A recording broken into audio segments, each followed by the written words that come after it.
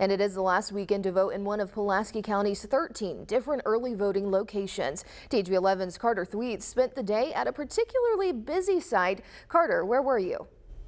Well, Michaela, I was at Sherwood's First Christian Church, and the Pulaski County Clerk's office tells me this spot tends to be one of the most busy. And so I was able to talk to several voters who shared why they were there and why they believe it's important to make your voice heard.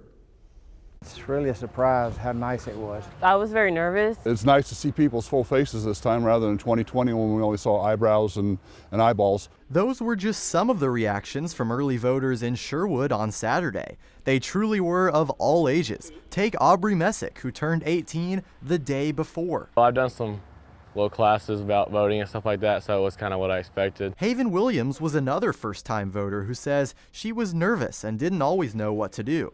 But her family helped her through the process, and in the end, she was glad she made the 2-hour trip up from Magnolia. I go to college at SAU, and so I had to make a trip, like a spontaneous trip down here just to vote, because I wanted to make sure that I could vote just because it's like new and important to me.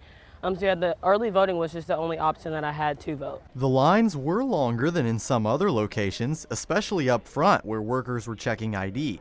But North Little Rock resident Joseph Beard says it wasn't bad, and as someone who has appointments on Election Day, he's glad he had the chance to vote early. It was great.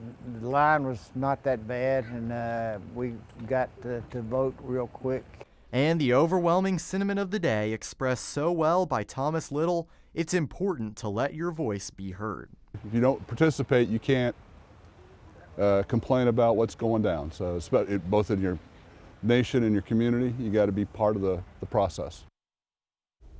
And Michaela, as you said earlier, early voting goes all the way through Monday, November 4th, and a full list of early voting locations all across Central Arkansas can be found on our website, thv11.com.